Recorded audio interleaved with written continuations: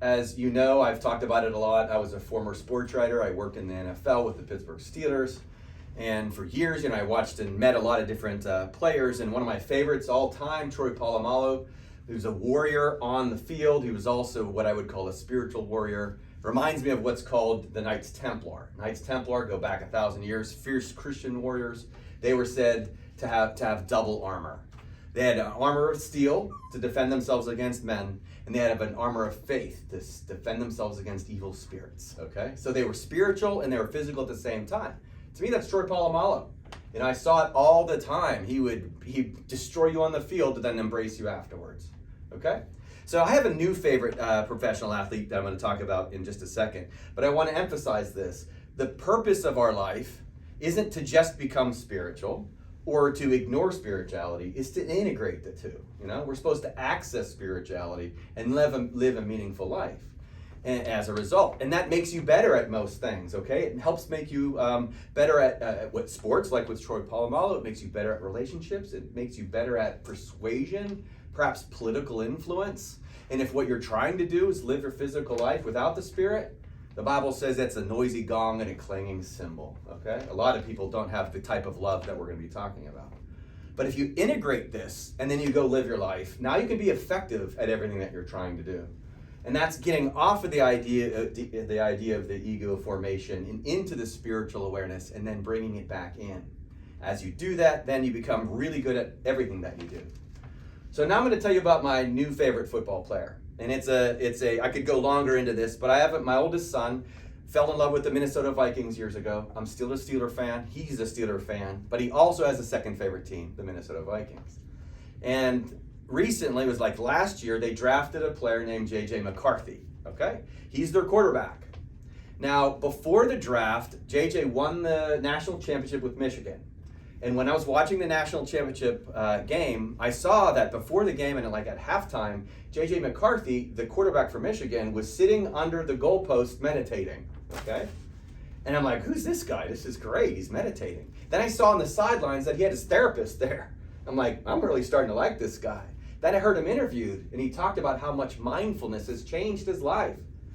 And he described how in high school he was depressed during the COVID and all that stuff. He said he was miserable when he was in high school until he discovered meditation. And he said meditation changed everything. It completely healed his mental health. He now describes himself as joyful and blissful. And I'm like, okay, everything I hear about this guy I like. And then my son and I, we were rooting for the Vikings to draft him because I'm like, this is like a little Troy Polamalu. I'm like, this guy's like into what I'm into. He likes football and spirituality. So I'm like, all right, I'm down with this guy. He's also a champion. So I'm like, hope the Vikings draft him. They do draft him. And we're super excited about that, like they won the Super Bowl. And we're looking forward to him playing his first year, maybe get on the field as a rookie. But during preseason last year, he hurt his knee. He hurt his knee so bad that he had to miss the whole year. And on the day that he hurt his knee, he tweeted out, amor fati. Now we're going to talk about a bunch of different ways and a bunch of different people who've talked about that, including who gets a lot of credit for coining this term. But for me, I put it in quotes, J.J. McCarthy, because for me, J.J. McCarthy said amor fati, okay? And what does it mean? It literally means, it's a Latin phrase that means love your fate. Love your fate. And he said this the day he found out that his knee blew out and he was going to miss a whole year of his first year in football. And he tweeted amor fati. I'm like, I amor J.J. McCarthy, okay? I love that guy, and I'm glad he tweeted it. Of course, most people don't care about that stuff. But I'm like, all right, I'm on board. This guy's trained forever, okay? So, amor fati goes back thousands of years, and at least the concepts goes back thousands of years. And we're just going to talk about some of the ideas that lead to why it's so valuable, and why, like I said at the beginning, you understand amor fati, you live amor fati, you're going to live your best possible life physically and spiritually. It's a beautiful marriage point between those two lives that we live. We're going to start with one of the teachings I didn't write down here. A Greek philosopher by the name of Epicurus, he said that the physical experience, which is what the ego focuses on, has 1/2 jobs. It's to seek pleasure and avoid pain. So the ego, which we all have, seeks pleasure and avoids pain. That's its job. It doesn't really have the job of assessing truth, okay? But it goes, that's going to feel good, that's going to feel bad, stay away from that, do that again. That's all it does. And that goes back before Jesus even, Epicurus. The ego seeks pleasure and it avoids pain. Keep that in mind for why amor fati is so valuable. Ultimately, the ego hates the idea of amor fati. You'll see why in a second. So now it's Nietzsche, Friedrich Nietzsche, the German philosopher, who's coined, or at least gets credit for having said amor fati first. Now it's a Latin phrase and it does go back thousands of years, at least the philosophy does. But the exact phrase Nietzsche gets credit for. And this is what Nietzsche said of amor fati. My formula for greatness in a human being is amor fati. My formula for greatness in a human being is amor fati, says Nietzsche. That one wants nothing to be different, not forward, not backward, not in all of eternity. You are fundamentally accepting life as it has happened to you on a deep level. No resentments, no regrets, right? It happened just the way that it needed to. And Nietzsche says, there's the way to be great, okay? To have that philosophy. It happened because it happened. There's no reason to debate that. The ego doesn't need to understand that. But the spirit goes, yes, it did, okay? And I'm going to give you more evidence of that, at least more teachings from really respected people. Nietzsche goes on, by the way, not merely bear what is necessary, still less to conceal it, but love it. Now we have so many scriptural verses on this, to rejoice in your sufferings, to consider all your adversities a joy, to love the Lord your God with all your heart, soul, mind, and strength, right? And there's no clauses on that. There's no, but except in this circumstance. No, it's all the time. Again, this is how you access the Spirit, how you waken that part of yourself by loving the various adversities that you're going through. That's Nietzsche. Marcus Aurelius, now this concept, it's easy to look up, is very Stoic. Stoicism goes back thousands of years. There's a lot of Stoic philosophers. I'm going to mention two of them. One of them I mentioned last week, Epictetus. Marcus Aurelius said something extremely similar. It's very amor fati-like. Aurelius said, a blazing fire makes flame and brightness out of everything that is thrown into it. What does the fire do? It takes whatever it is, transforms it, spits out a flame and brightness. That's what it does. Now, what if you're a blazing fire? Does it really matter what adversity comes your way? You take it on, turn it into fire, and you send it back like fire, okay? You don't flinch. That's real alchemy. It's taking a difficult circumstance and making it a good one. So that's Marcus Aurelius talking about amor fati. Epictetus himself said, I love the wording here. We should wish that what happens as it happens. Now, I've said for years, I often call it one of my therapeutic jokes, but therapy is what we do in the future, what we should have done in the moment, right? We always have to walk back the way we looked at things and the things that we've done. But if we had loved, like Rumi says, if you could love in each moment, you'd remove a barrier between you and God. Love in each moment, you're going to get there quicker. But do we do that? No, we feel good for a little bit when we love, but then we get distracted by life and society, and we go back to resenting and fearing and shaming and doubting and all of that. That ain't amor fati, okay? It's bearing amor fati. It's bearing the Spirit. The oneness of mind that we all share, it's bearing that, it's covering that up. So whatever we do in the therapy is doing in the future, what we should have done in the moment is the exact same thing as this, because of these words, as it happens.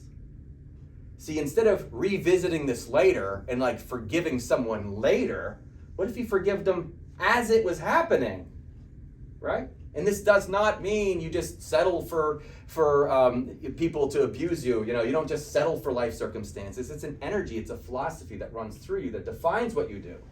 It's why Buddha talks about the right action being fourth. It comes after right view and right intention. Action comes later. Whenever you have the philosophy of amor fati, that life gives you and teaches you via its treatment plan just for you, you can lead with that. Something happens like in Star Trek when Spock would come across a circumstance that was difficult, everyone was freaking out. He would just say, fascinating, okay? Well, what are we going to do with this situation? Instead of freaking out about it, okay? Each person has the ability to say, wish what happens as it happens. That's amor fati. A couple more contemporary examples. Viktor Frankl, Holocaust survivor. Street cred. Says when a man finds that it is his destiny to suffer, he will have to accept suffering as his task. This is a man who is in a concentration camp for several years. Turns out his wife and his parents and everyone he loved died. And he said this after he got out. He didn't say, you know what I need to do? I need to be bitter the rest of my life. Again, street cred. If you have to suffer, accept it as your task, which means loving it. Now again, I said from the beginning, why does the ego hate this? What does the ego want to do? According to Epicurus, seek pleasure, avoid pain. That's its MO. Seek pleasure, avoid pain. Got it? Well, then you're suffering and you decide to love it instead. Oh, the ego hates that. It burns that. We're going to end on that in a second. It burns the ego to love something that it should be resisting. That's how you make it go away. That's how you crucify it. Because specifically because the human part of you wants to hate it. Instead, you love it. It's easy to love the good stuff. What happens when you love the difficult stuff? Ego, like the wicked witch, melts. Okay? And so Viktor Frankl, man, nails it right there. If that's what you're going through, that's what you need to be going through. Love it. Doesn't do any good to resist it. Powerful stuff. That's also Jesus on the cross, right? He had to do it to show us that whatever adversity you go through, stop complaining about it. It doesn't mean you don't address it, right? You should fight the good fight about whatever's important to you. Just do it with love. That's it. Remember, you're going to be better at whatever you do. The other day, JJ was playing in the first game. He got healthy, and he had his first game for the Vikings. He was losing, if you watched any of the game. He was losing fairly badly. He didn't look particularly good.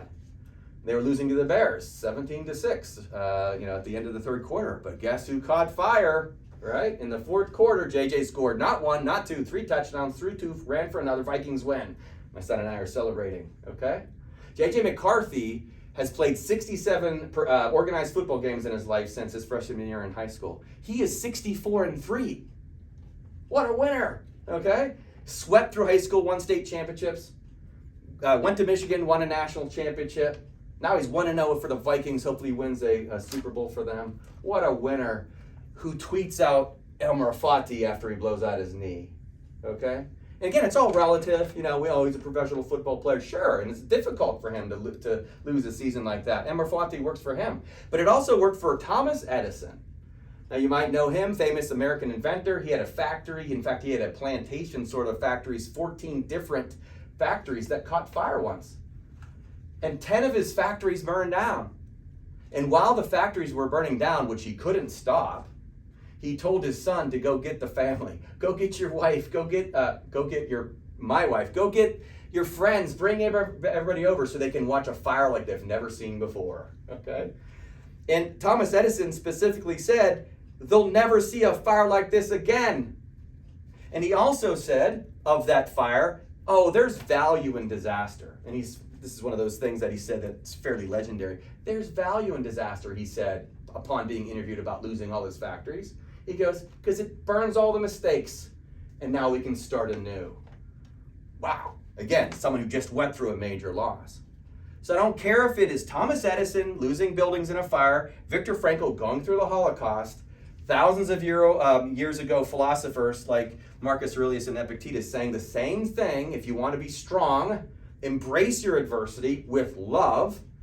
You have Nietzsche, one of the most respected philosophers in the world, saying that's the mark of human greatness to love your fate.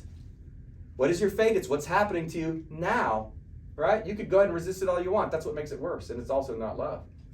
And you have J.J. McCarthy, 64-3. What a great winner, all right? He's succeeding as a physical being and as a spiritual being. Now, again, that's just a good story, and it's something hopefully that can be inspiring to people, especially people who like football, but it applies to everybody. Like gravity, throughout the world, it'll always apply. So I got 2 things to say to you. 1, amor fati. 2, for Vikings fans, skol.